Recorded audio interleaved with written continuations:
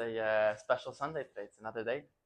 And getting started on our Summer Mysticism class. So first of all, if you can tell, everything this week is a little less fancy.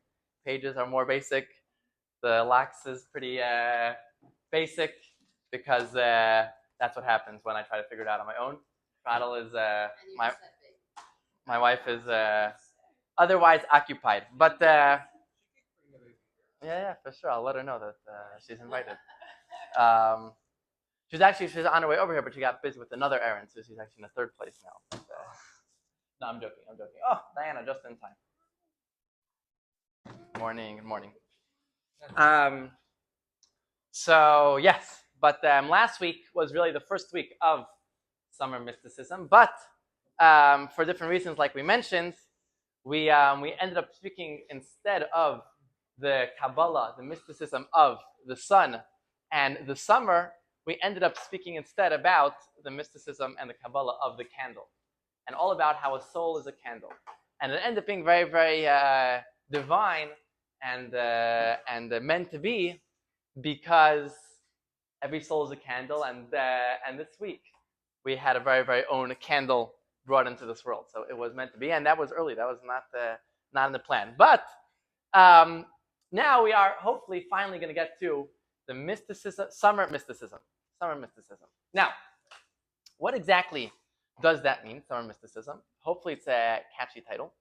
But it's not just the mysticism that we're going to study in the summer. Now it's the summer season. But hopefully to understand what is the mystical and Kabbalistic significance of the summer.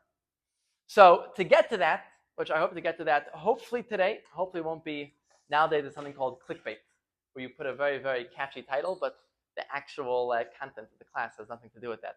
This is going to be about summer mysticism, but in order to get to that, there's a couple of introductions that we'll do today. And in classical Talmudic learning and discussion, you sort of end up getting lost in all the intros, and you never actually make it to the main point. But the main point ends up being just all the intros. But a couple intros. So first, I wanted to start with, now that we're learning, the last class was more on history and various the aspects of Torah literature, but this is a class on Kabbalah. Now, I'm sure everyone is familiar with Kabbalah and has studied some Kabbalah before, some Psuddis, but just a few minutes of an introduction. What is the Kabbalah? And it's not red strings. Where that comes from, we'll have to have a different class from someone who knows. But it's not... I heard it came out of Spain. Maybe, I don't know. I mean, some say it was given to Moses by an angel. I don't think so. But there's definitely a lot more to Kabbalah than just red string. So what is Kabbalah? What is Kabbalah coming to do? So first of all, what does Kabbalah actually literally mean? Right? To receive. Very good. Right? We all know it as receiving. Oh, to receive. Kabbalah is actually a word also used in modern day parlance and day-to-day. You have on the second page, it was supposed to be back-to-back, but that's another thing that I couldn't hack this morning. But the first word is Kabbalah. So Kabbalah, or Kabbalah, however your pronunciation is, we typically, refers to Jewish mysticism, but it actually has a literal meaning as well. And it's used in all the day-to-day Hebrew all the time, right? In fact, the modern day Hebrew word for a receipt, like when you leave the grocery store, a receipt is called a Kabbalah. That's actually what it's called, because it's quite literally a receipt. So what is the connection? It sounds like the beginning of a funny riddle. What is the connection between the receipt you receive from the cashier and the deepest aspects of Jewish mysticism? So the answer is that, quite simply, the Kabbalah is a tradition that has been received students from teacher, all the way back from the beginning of times. It even predates Moshe Rabbeinu. In fact, it even predates Abraham Avinu. Even predates our forefather Abraham. The very, very first work of Kabbalah was authored by Adam, the first man. So Kabbalah goes all the way back. We're not going to get into right now the history of Kabbalah. Maybe we'll have that in another class. That's a full class for itself. But Kabbalah means to receive. Just an interesting snippet about Kabbalah. Good morning. Kabbalah from Adam. There is a small book. It's called the Book of Raziel the Angel. The Book of Raziel the Angel. It's a small book of Kabbalah, and it is completely cryptic. It has no meaning whatsoever. Maybe let's quickly grab another table. Sorry for that. Everyone said. We'll just add one table over here. The Torah is popular. I think we'll add it to where I'm sitting. This way it will come out. Thank you.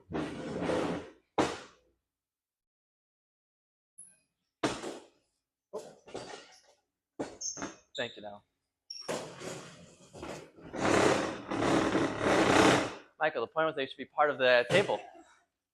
Yeah, this is a keep up for Michael. Let me pull up a seat.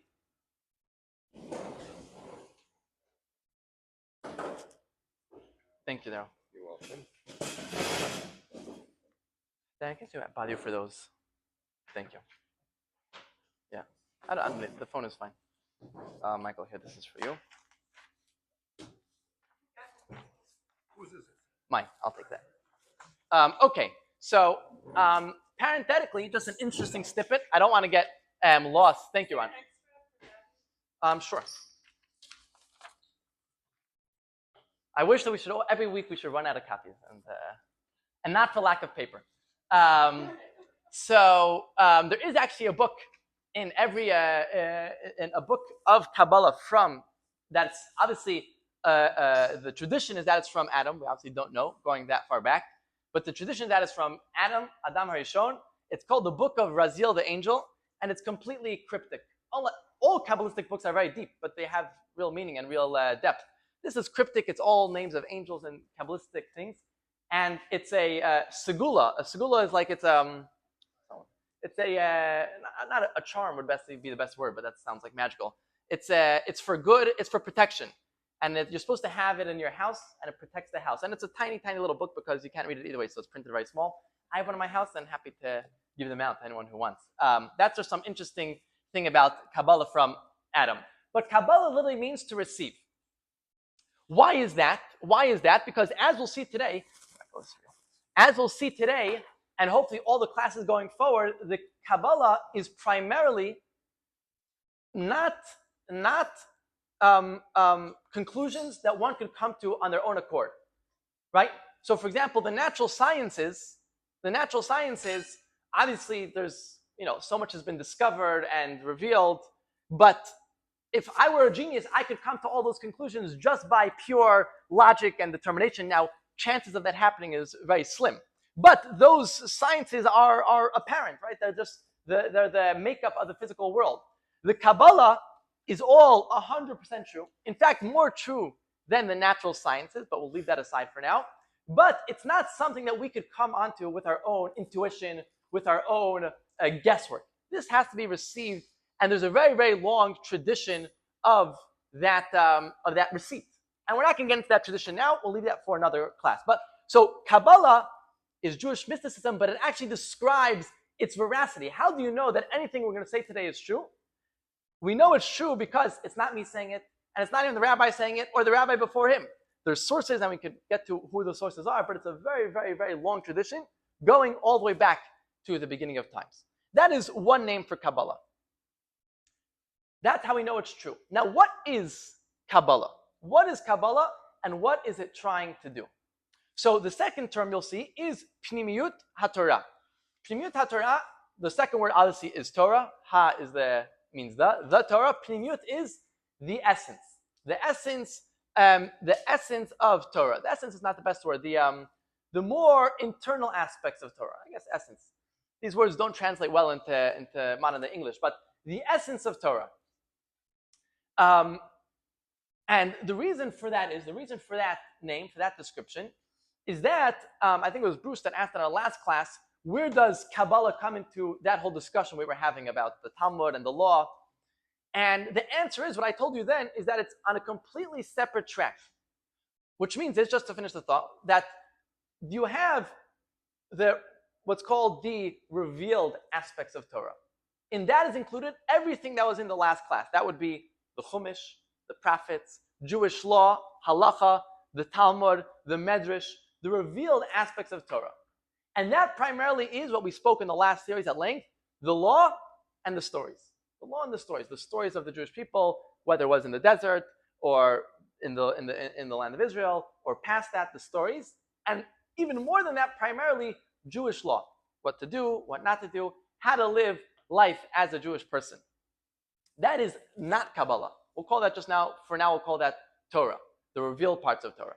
What the Kabbalah is the Pnimiut HaTorah, what's behind the layer of Torah. What is beneath the surface of all those laws, right? The laws are just the surface level. Now, they're very, very important, but just the surface level in this world of action, how you should behave, how you should carry yourself, right? What's beneath the surface? What's behind all of that? The why, the mechanisms, the underlying understanding beneath all of that.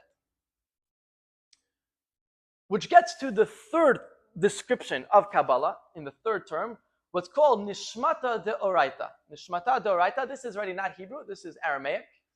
And the reason for that is that these three names are actually from different sources describing the Kabbalah. Right? So Pnimiut HaTorah is how Kabbalah is known in Hasidus, in Hasidic texts. I'm not going to get into that right now. Nishmata Deoraita is how the Zohar itself explains. Harry, so good to see you. Saved you front row seats. The Zohar, and we'll get to that in a second, what the Zohar is. The Zohar describes itself. The Zohar is the key work of Kabbalah. The Zohar is the key work of Jewish mysticism. A gift. The Zohar is the key work of Jewish mysticism. And how does the Zohar describe itself? The Zohar describes itself as Nishmata Deoraita. What does that mean? Two Aramaic words, which means the soul of Torah. The soul of Torah. Nishmata means the soul. Oraita is Aramaic for Torah. And the idea behind that is that, and this is what we'll get to momentarily, is that everything in this world has a soul. Souls primarily describe humans. Humans have a soul. But we'll get to in a moment, everything has a soul. And Torah as well has a soul. There's a soul to Torah. So for example, there's the law. The law is to keep Shabbos, right? Do this, don't do that, make the Kiddush, light the candles, don't light a fire. That is what's called the body of Torah, because that's the form that Torah takes on. But then there's the soul behind that body, which gives that life and gives it meaning. Just like a body without a soul is just a lump of clay, right? The body itself has tremendous complexity and sophistication, but it's the soul that gives that life. So too as well, all of Torah and all of Jewish practice, without the teachings of Jewish mysticism, without the teachings of the Kabbalah, which we have received, it is soulless. It is soulless, right? There's a whole structure, but what's the soul behind it? What's giving it life? What's giving it meaning? What's the underlying depth behind all of these practices that we keep and we do, and these laws that we try our best to follow? So those are three basic names for Kabbalah, Jewish mysticism. What does mysticism mean? Not to get into the etymology of mysticism, but here we have three terms that actually describe a different aspect of the Kabbalah. How we know it's true? It was received. How does it relate to all the other aspects of Torah? Right? It is the deeper levels of Torah, because it is the soul of Torah. So the golem was soulless one. A golem actually means a soulless body, yes, and then you breathe in a soul to it. Now, what does Kabbalah come to do, and how does that have to do with the summer? What is the work of Kabbalah? So you have here, Dan, I can ask you to read for us number 1A. Thank you. Dan, I can ask you to go for number A. Oh, I think you're sharing now with Terry. Just as the Holy One, blessed be He, fills the entire world, so too the soul fills the entire body. Just as the Holy One, blessed be He, but is not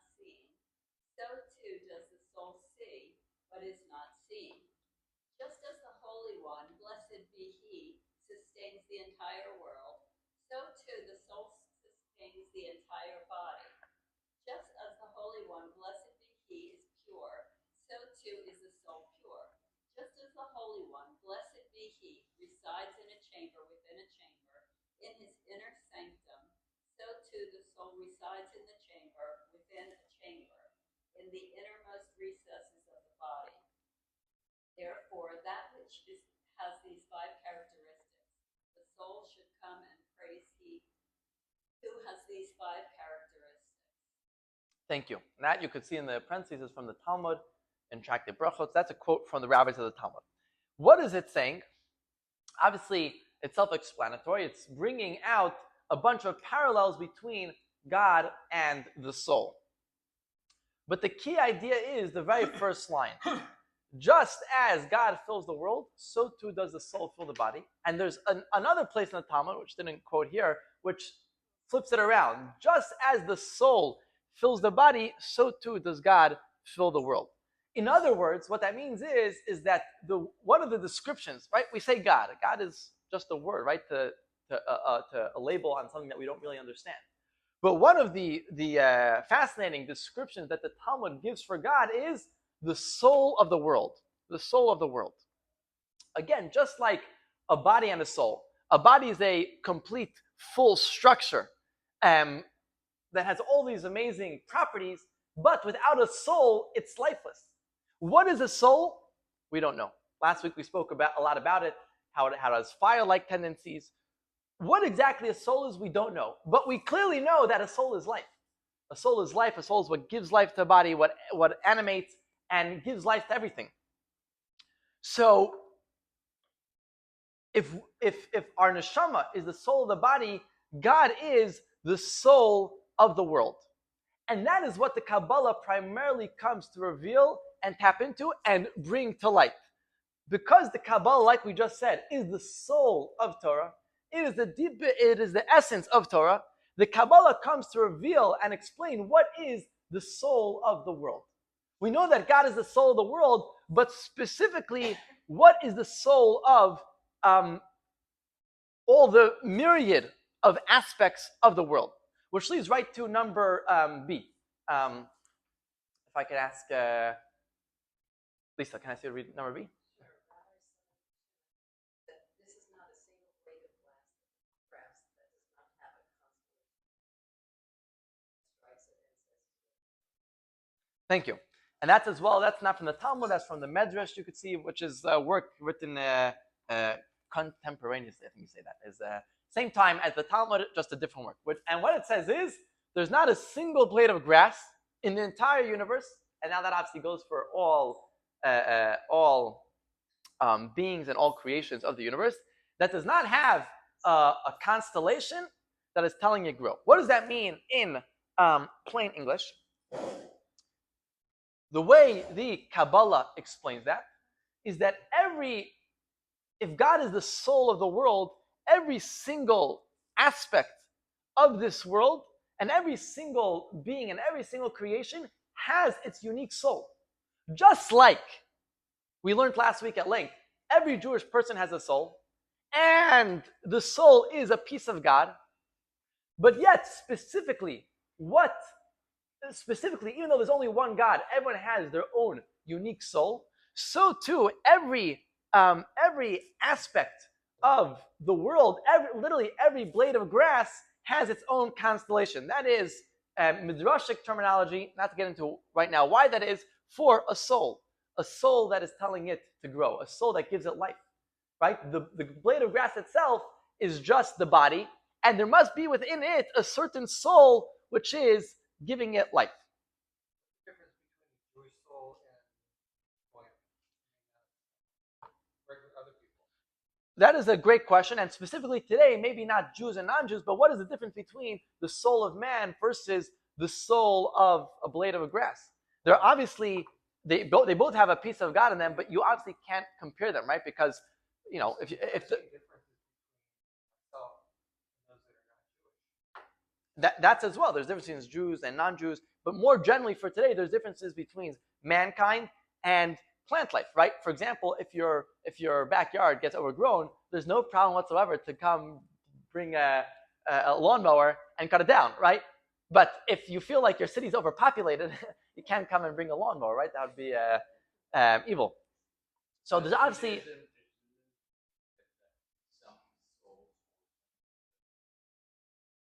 That's what I was It's a great question. It's a great question.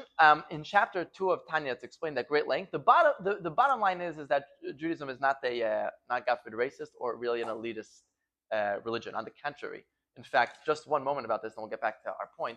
All other religions, you have to buy into that religion to get their version of heaven. Right? You need to believe in Allah or JC, whatever it is, to get their version of heaven.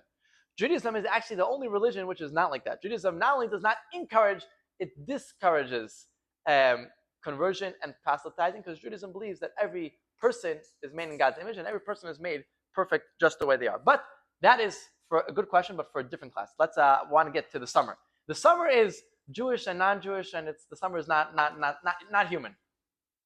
So the Kabbalah is here to reveal that soul of every aspect of creation. Like the Talmud says that every single blade of grass has a soul. Now, more specifically, it gets to our fourth term, and here's really entering into some key Kabbalistic concepts. And just one word about these concepts. These are very, very abstract concepts. Now, abstract doesn't mean not real, right? We're very, very physical people, so unless we could tap it with our five senses, it doesn't exist, right? You know, they say this, the teacher in communist Russia is giving over the class how there's definitely no God, right? You can't see God, you can't taste God, you can't feel God, right? So there's no God. So a kid raises his hand and says, can anyone see, taste, or feel the brain of our teacher? Teacher clearly has no brain either.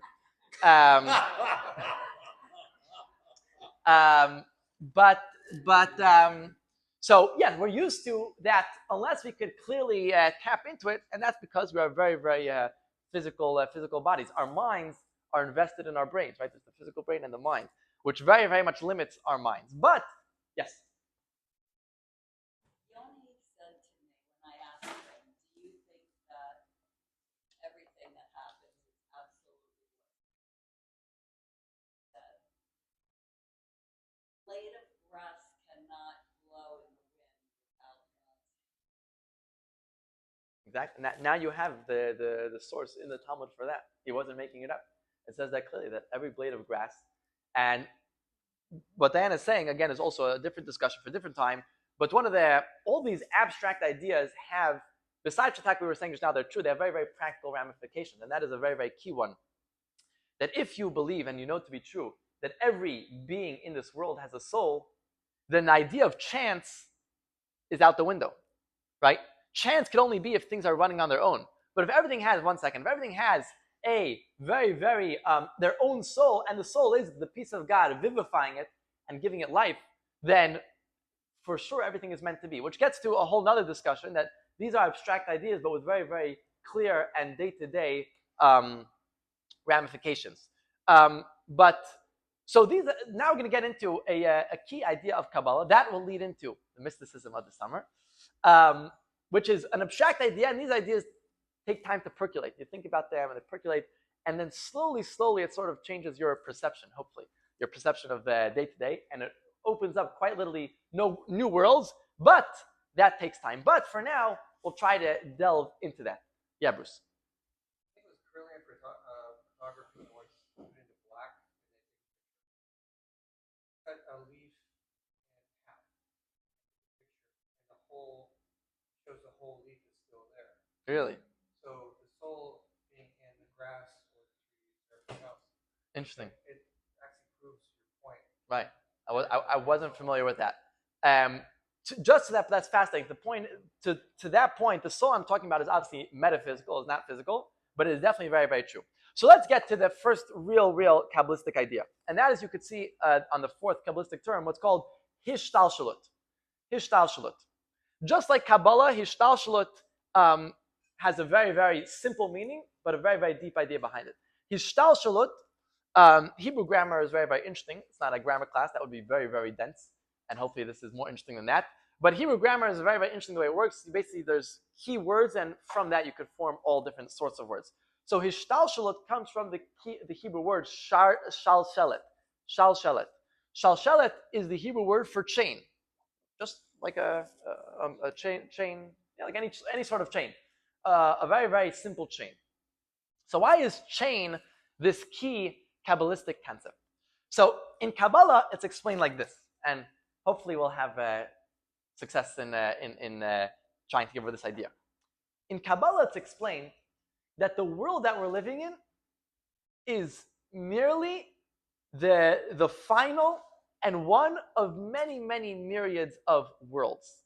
Many, many myriads of worlds. Now, right away, we're not talking about aliens on other planets. Now, Judaism actually does believe in aliens. We'll leave that for another class. But there's clear references in the Talmud to aliens. We'll leave that for another class. That's clickbait. That's clickbait. But we're not talking about physical worlds. What we mean by this world, by the way, is also not planet Earth, even though Torah and Kabbalah believes that planet Earth is the main aspect of this world. We mean the entire physical universe, which includes all the planets and all the constellations, and huge, huge, right? Just absolutely ginormous. If you ever now you have like these videos which show you the scale of the universe, and it's absolutely mind-blowing. But that whole physical universe is only one of many, many myriads of worlds. Just before we get into explaining that, let's jump to D. Daryl, can I ask you to go for D? D. No, D. And from the Holy Zohar, as also from our master, Rabbi Isaac Luria,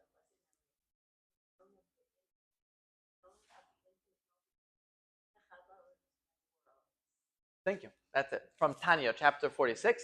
The Zohar is, not to get into that now, that's for our class on the history of Kabbalah. The Zohar is the very first work of Jewish mysticism, all the way dates back to the Talmud.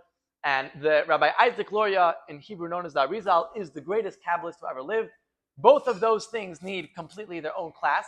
But what the Tanya is quoting here is that it's known to anyone who dips their toes, which now includes all of us here, anyone who dips their toes into the Zohar and what's known as Lurianic Kabbalah, the Kabbalah of Isaac Luria, the infinite number of worlds. What is that trying to say? It's not physical worlds. It is a spiritual worlds and higher planes of existence. So what we believe is, and what the Kabbalah revealed to us, and that's an example of something we were saying earlier, not something we could come to with our own intuition, is that we are merely the most physical manifestation of God's creating the world. There is a whole string of worlds, In the Kabbalah, it's primarily, there's 4 worlds. We'll leave that aside for another class. 4 worlds, but really endless amount of worlds. What are these worlds and what are they doing? Do we have like an alternate life on these other worlds? Are there people there? What are these other worlds doing? So the idea, thank you, Diana. The idea primarily is, yes. Are these worlds parallel or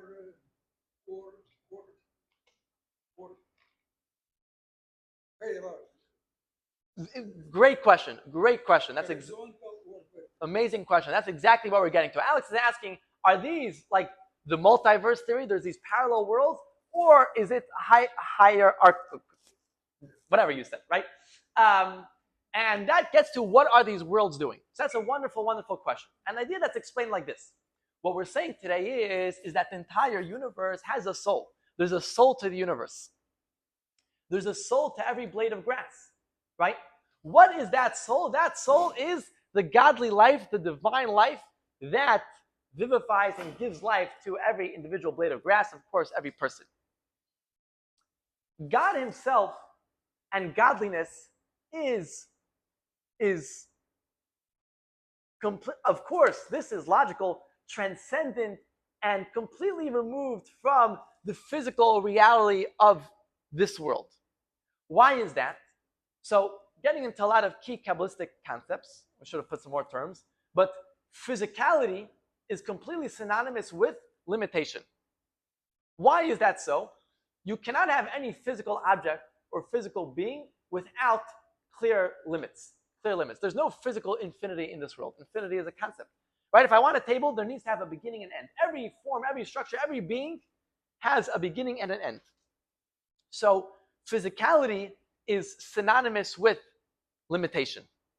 And that is antithetical to godliness, because godliness is synonymous with the infinite. right? Because if he's finite, then he's a finite power just like us, and he may be a higher being, but he's not God. The idea of God is the infinite power of this world. So in order to get from godliness and godly energy to our world, there was a series of almost evolution, Kabbalistic evolution, so to speak, where the energy goes from stage to stage, where it gets more and more processed until it comes into our very physical world, our very physical being. So in answer to your question, Alex, it is the worlds are parallel in the sense that they all exist right now. They exist in this very moment, but it is a hierarchy. It is, in fact, it's an order of descent, which gets to our term Hishtalshlus. Hishtalshlus is the Kabbalistic term. Let's go to the last one, the last term. Seder Hishtalshlus. Seder is order. The order of the chain. The order of the chain is the Zohar's terminology, the Kabbalistic terminology for reality. All of reality and all of creation, all throughout the Kabbalistic texts, especially Chassidus, the Zohar, the Tanya, and hopefully in the coming weeks we'll see this again and again and again. All of reality and all of creation is referred to as Seder Hishtalshalut, the order of the chain. Why is that? Because what Kabbalah, the soul of the world, reveals and explains is that everything in this world has an energy. That energy comes from God, and in order for that godly energy to manifest in this physical world, to be giving energy to a blade of grass, think about the chasm between godly energy and the smallest blade of grass. There was a chain-like descent. Why is it a chain-like descent? The idea of a chain is unique, where each level directly interlocks with the next level, right? Which means to say that this evolution of worlds is quite literally an evolution. Just like evolution, you never go from A to completely a separate thing B. There is a gradual process, right? A gradual process where things change ever so slightly until after many myriads of changes, you get to two completely different things. Now, we're not speaking about physical evolution. Whether Torah believes in scientific evolution is a completely different class. You know, they say this kid comes home from school, and he asks his mother, "Mom, where do we come from?" Mom says, "We come from Adam, the first man." So kid says, "Oh, interesting, because when I ask Dad, he says we come from monkeys." That's his side of the family.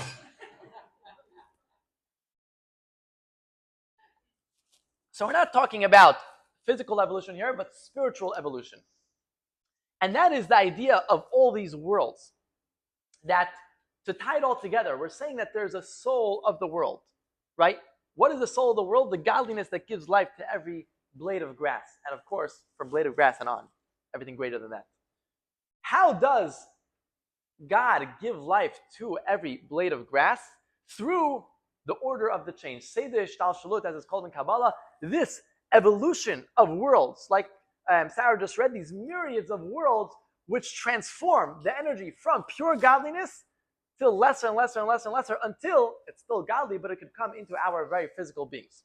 A great example. Now, this obviously, I speak fast, but also this is very deep concepts.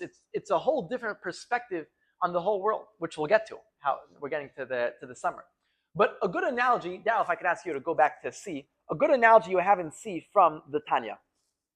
The manner of this descent is analogous to that of a son who is derived from his father's brain, that even the nails of his feet come into existence with the very same drop of semen, are being in the mother's womb for 9 months, descending degree by degree, changing continually, until even the nails are formed from it.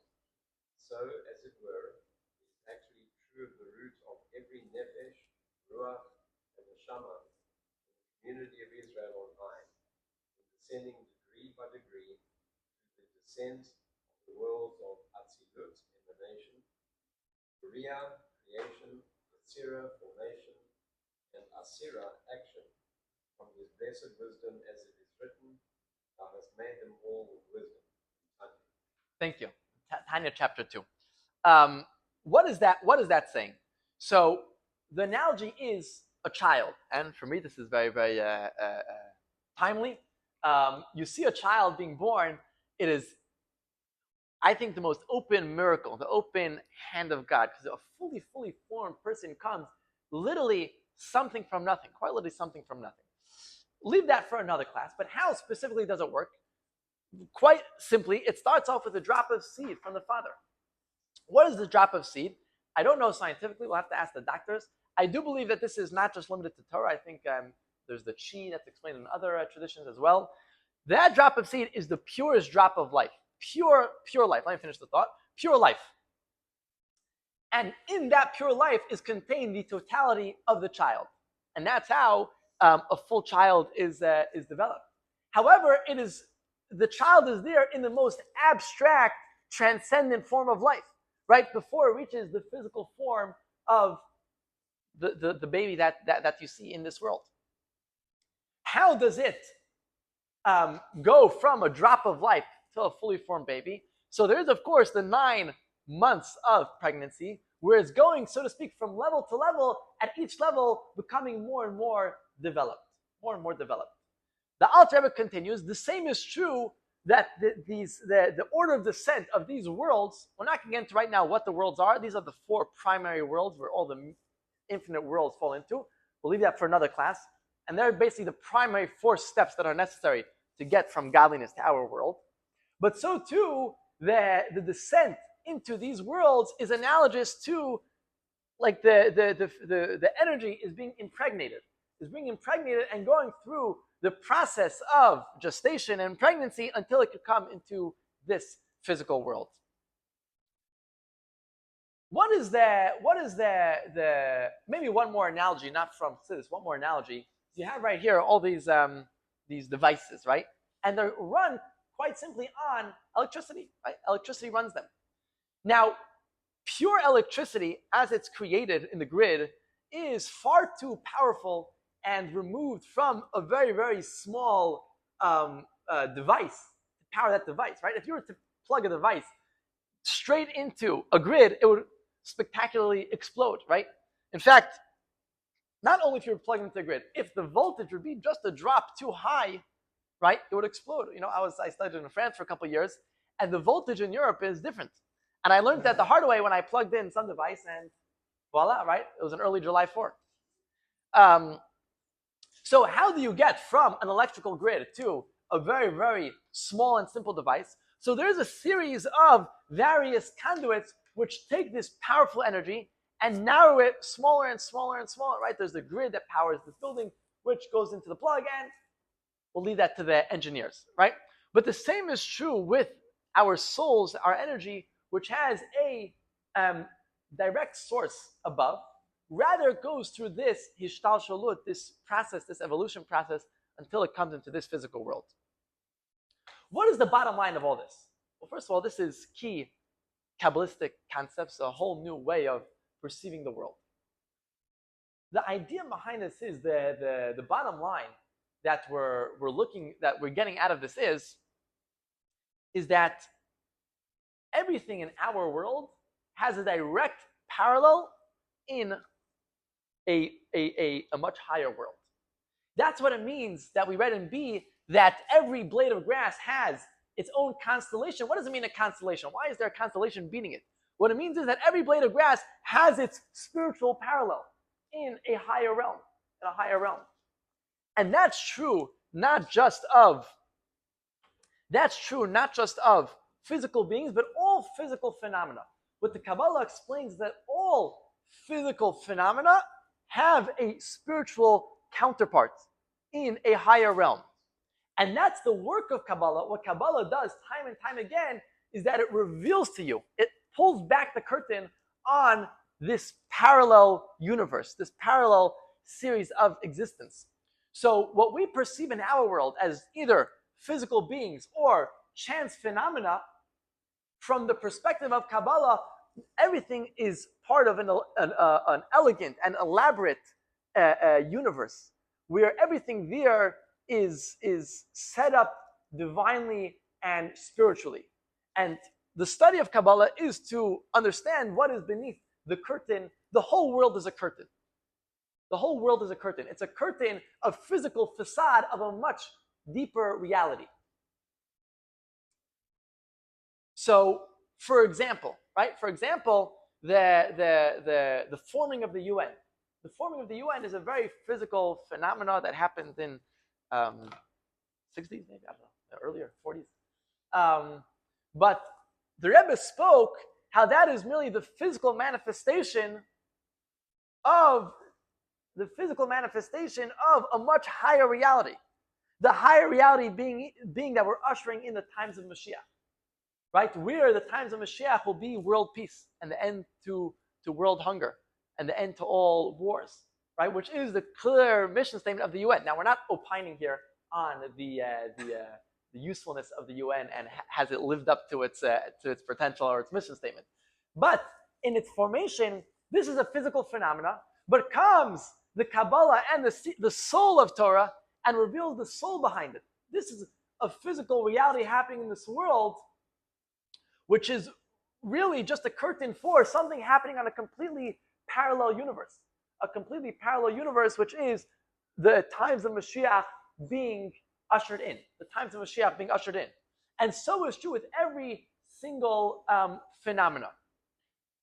For example, one last example. I'll get to one last example. We read this Shabbos in the parsha of the journeys of the Jewish people in the desert. The journeys of the Jewish people in the desert. The Kabbalah explains that, again, every physical phenomena is merely a facade for a much greater spiritual reality. So the journeys through the desert were just a facade and just a manifestation of a much deeper reality. Taking it a step further, the Baal Shem Tov, one of the masters, the founder of Chassidus, and the founder of Chassidus and a great Kabbalist, he explained that just like the Jewish people journeyed through the desert with these 42 journeys, which were all manifesting various journeys of the soul through life, so too does every person need to go through these 42 journeys throughout their life. And the story is told that the Baal Shem Tov had a student. His name was Rabbi Yaakov Yosef from the town of Polnoa, from the greatest students of Baal Shem Tov, my great uncle, in fact. And he had something unfortunate occur to him. It's not recorded. He records this himself in his book. He doesn't record what happened to him. And he asked the Baal Shem Tov, he came to his teacher to understand, why is it that this is happening to him? Why is it this is happening to him? Of course, not the physical reasons why that happened, but what's underlying this? So the Baal Shem Tov tells him, don't you know that every soul needs to go through these 42 journeys? And what happened just now is a clear expression of such and such, this and this journey. And he went on to explain to him why that is. So every physical being and every physical reality and every physical phenomena has a spiritual counterpart. Rather, it takes this hishtalshlos, these evolution of worlds, till it comes down into our world. What we're going to do is, and we'll have to leave this for next week, we'll see what the Kabbalah explains, what is the soul of the summer. Now we have the groundwork to understand what it is we're trying to do. What is the summer manifesting? What is the summer representing in our physical world that is, again, just the very, very last level, the very, very last expression of some completely other idea. One more example, trying to give different examples to bring out this point. There's a concept of marriage. Marriage, right? The most natural thing in the world. No one can really explain why it came about that there's this institution of marriage, right? Why is the world set up like this? If the world was set up differently, that the way everyone goes through life is you go through life single, right? Or any other myriads of ways, that would be what's normal to us. It seems so logical to us because that's the way the world is set up, right? But why is the world set up this way? And you can really go through with every phenomena in this world. Why is the world set up that we have to sleep for 12 hours, right? God could have made us that, right? We're useless almost half of our life. Now, there's physical explanations for all of these things, right? Why we sleep, why there's marriage. But why is the world set up in such a way that this is what's natural? So, but once you have the Kabbalah, we understand that these are all just physical manifestations of true realities in higher realms. So, for example, marriage. Why is it that the world runs surrounding marriage? Because one of the primary ideas in the higher realms is our relationship with God. which is likened to a marriage. God is our spouse, right? We are God's wife in many, many different ways, which we'll leave for another time. But that's an example where, because we're married to God in a completely spiritual sense, in a completely spiritual realm, on a completely different level, in this world it manifests as one of the key realities of this world, which, if the world was differently, would make total sense to us as well. It must be that way. The real reason why it's that way is because of this spiritual reality. And so it's true with every single phenomena, every single thing in this world. Not everything are we keyed into why it is that way, especially things in our own personal life, right? Why do things work out this way? Only, the real great Kabbalists, and there are many, many such stories where they explain each individual person's life. But as well, with the phenomena in this world, not everything is explained, but certain phenomena, certain beings, certain realities in this world are explained at great length in Kabbalah. What is their soul? What are they manifesting? What are they manifesting in this physical world? Which is, please God, what we will go on to do in the next coming weeks to understand exactly what is the summer coming to tell us, what is it representing, what is it manifesting, what is it an evolution, what is it a spiritual evolution of? And we'll see that it's a lot more than nice weather. And we'll leave that for next week. Bruce, I'm sorry, you were... I know, I had a feeling, sort of. I heard a rabbi talking, famous rabbi, talking about the souls, and masturbation, and somebody has their semen going out, millions of souls are there, and I said, that's not correct. I think when the semen hits the egg, and they connect, I think that's when the soul enters the female body. So when your egg goes upstream. We'll leave that for a different discussion for a different time. We'll try to keep the questions on the subject matter. Yeah, I understand. As we see in our lives around, all the things change all the time. And what's going on with the upper source of all the things? Do they change or they are constant? Which things are constantly changing? I missed that, sorry. Everything you're saying is constantly changing? Yeah, constantly. You see in our life everything changed. Like institution of marriage. It was very different upon a time. True. It's a good question. For that, you have to see each individual thing. But of course, there are changes as well in the spiritual energies. Most times when there are changes, it's just a reflection of a change in the spiritual energy. But each one we'll see individually. Okay, thank you. We'll continue, please God, next week. Thank you. Next week.